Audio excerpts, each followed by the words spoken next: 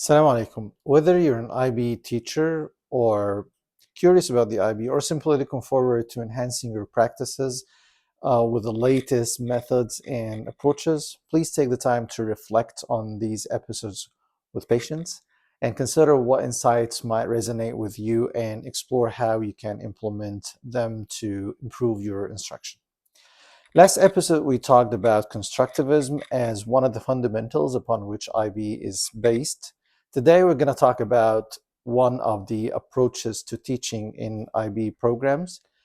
Teaching in IB programs is defined as concept-driven planning and teaching through concepts that are transferable to new contexts, inquiry-based, provoking curiosity in order to structure and sustain exploration, contextualized, reaching beyond the scope of subjects to establish relevance, collaborative, promoting effective teamwork and purposeful productive collaboration, differentiated, providing access to learning for a diversity of learners, informed by assessment, balancing assessment of and for learning. In today's episode, we're going to delve into CBCI, or concept-based curriculum and instruction. Let's kick it off with our chit chat. IB is concept driven, meaning that IB teaching focuses on concepts in the planned curriculum, taught curriculum, and assessed curriculum. In planning, teachers begin with concepts, ensuring they design lessons around teaching conceptual understanding. In delivery, they prioritize teaching concepts, helping students make connections between ideas. In assessment, teachers evaluate students' understanding of concepts rather than focusing solely on isolated facts. What is the benefit, or why do we teach concepts?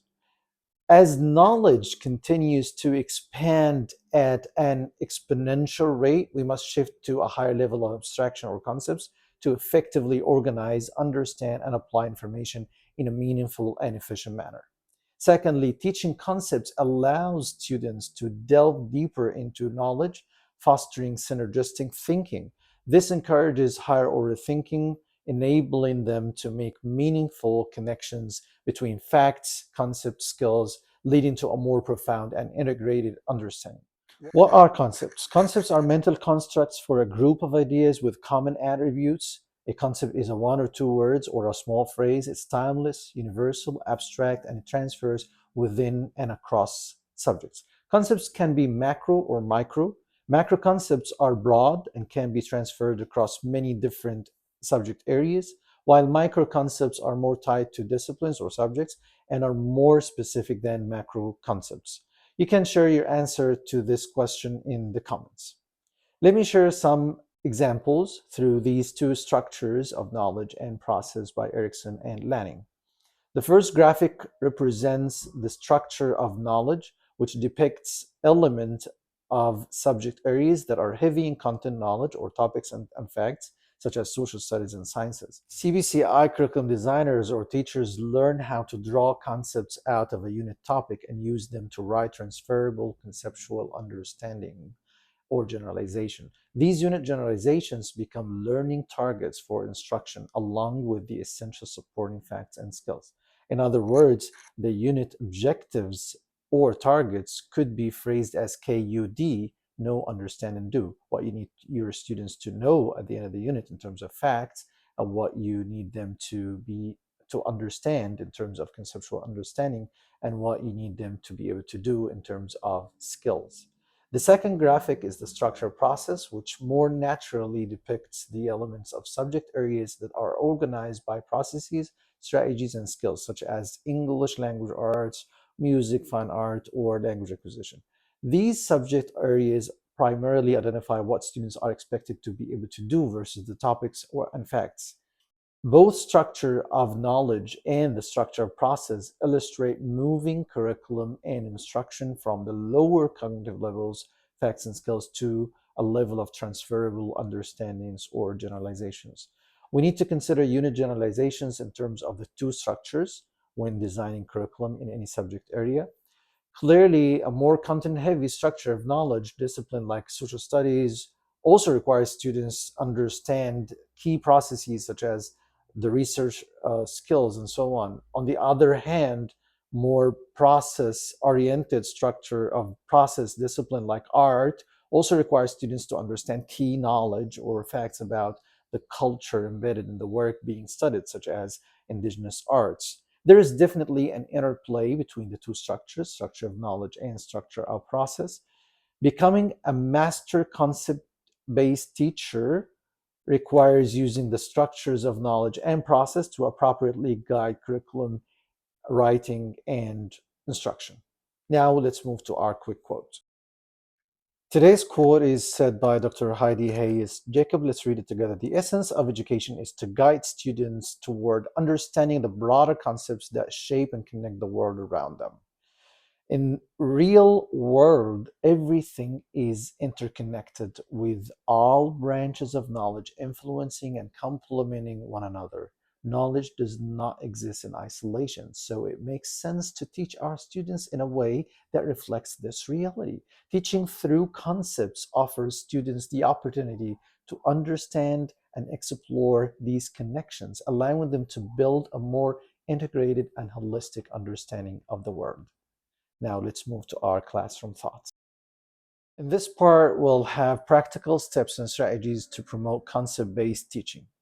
Here are some major steps in any concept-based instruction. First, students should respond with initial thoughts to conceptual questions about the relationship between different concepts. Secondly, students should explore one or more explicit contexts to illustrate this relationship, giving them the fact base needed for deep thinking. And then students should explain a statement of a conceptual relationship with evidence from the context, and then students should transfer their understanding to a new situation. Now, let me share with you some strategies. The first strategy for promoting conceptual understanding is using inquiry questions, which include factual, conceptual, and debatable questions. These inquiry questions extend beyond the content itself, focusing primarily on concepts. At the factual level, they address what questions or similar queries. At the conceptual level, they explore relationships or connections between concepts. And at the debatable level, they invite students to share their opinions and personal insights. This approach aligns with Wiggins and McTighe's model of essential questions. The first lesson of the unit should or could provide students with time to reflect on key concepts, engage in discussions, and collaboratively develop or respond to inquiry questions. In subsequent lessons, these broader inquiry questions should be deconstructed into smaller, more specific content-focused questions. Next strategy is C presentation. Here's how it works. First, teachers should provide students with clear but complex elaboration of the concept. One or two page overview with plenty of elaboration examples works best. Students could also use some short video clips. Second step, to assign students to small groups and ask them to read the explanation out loud together to understand the target concept. Encourage them to discuss, ask questions, and seek answers using any available resources. Third step, to ask students to work together to explain the concept using C model. Have them write their explanation on posters to share with others. And this allows using examples embedded in the given text. Have students then present and make sure that all groups share their illustrations, specifically because these are varied and these are the best indicators of understanding or misunderstanding. Encourage audience to ask questions to gauge presenters' understanding. Next strategy is concept attainment. This strategy mimics the brain's natural concept formation process by drawing out patterns from examples and non-examples. Here's how it works. First, investigating examples. Students develop their own definition of concepts by investigating many examples provided by the teacher. Then the teacher shows non-examples, sometimes in pairs with examples. The second step, distinguishing examples from non-examples. After students have come up with some definitions, the teacher provides them with a mix of examples and non-examples to sort them into two piles. Third step, confirming attributes or confirming critical attributes. Teacher guides students through the critical attributes of the concept. That means that the more formal definition comes at the end of the lesson. Fourth step, reflecting, to spend a little time at the end of the lesson to reflect on when exactly they got the concept and which examples or non-examples helped them or were challenging. The last step, using a concept wall and concept maps, designate one space of the room as a concept wall where students can put the concepts they study and use them to draw concept maps and connections between and among different concepts throughout the whole year. Our final strategy for promoting concept-based instruction is scaffolding thinking to more complex levels. For instance, if our topic is advances in technology and our broader conceptual lens is power, we could begin by asking, do advances in technology affect our society, to address the first level? Next, we could prompt deeper thinking by asking how or why, to explore second level. Finally, we could ask so what, to encourage students to reflect on the broader implications and reach the third level of understanding. Now let's move to our miscellaneous. Today, this part is for English teachers, especially for primary years and middle years at some cases. It's about reading fluency. You know, reading has five essential components: phonemic awareness, phonics, reading fluency, vocabulary, and comprehension. Reading fluency is basically the ability to read as well as we speak and to make sense of the text without having to stop and decode each word. Reading fluency is made up of three key elements: accuracy, right pronunciation; rate, appropriate speed; and prosody, which is proper expression. Why are reading fluency and reading comprehension so highly correlated? Dr. Samuels, who is a professor and researcher well known for his work in fluency, put forth a theory called the automaticity theory. According to Dr. Samuels, people have a limited amount of mental energy. If you want to do multitask or become proficient at a complex task like reading, you first need to master the component tasks so you can do them automatically. For example, a reader who must focus his or her attention on decoding words might not have enough mental energy left over to think about the meaning of the text. However, a fluent reader who can automatically decode the words can instead give full attention to comprehension or comprehending the text. To become proficient readers, our students need to become accurate and automatic with text, including unknown words, so that they can pay attention to the meaning. In fact, research findings show that those students who have not developed automaticity by the beginning of the second grade are at risk of reading failure. In this post, you are required to identify the color of the text. This proved to be slightly challenging because the written word and the actual color of the text did not align.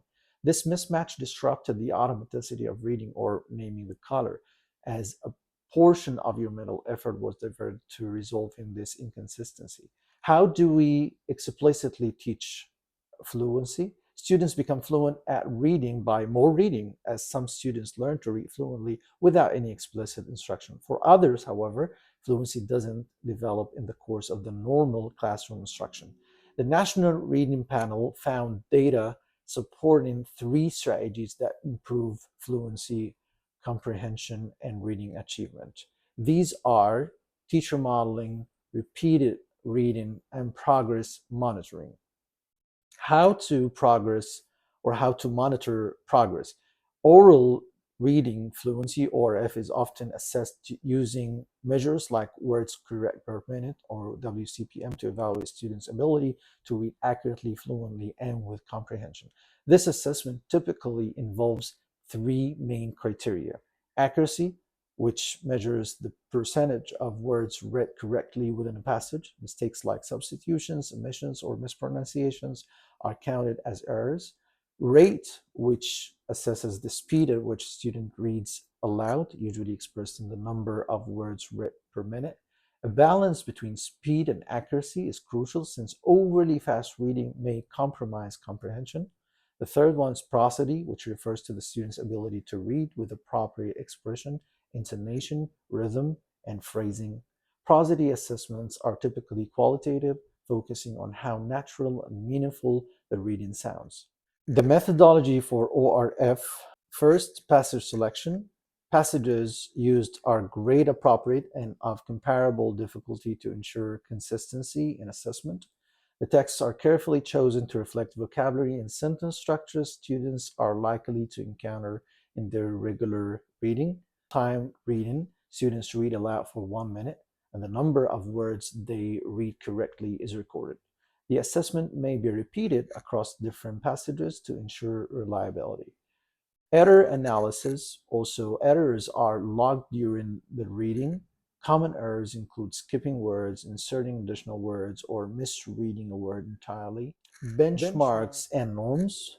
Benchmarks, such as those developed by Hasbrook and Tyndall, help educators understand how a student's WCPM score compares to peers. These norms are grade specific and vary across fall, winter, and spring to account for expected growth over the academic year. Thank you for watching.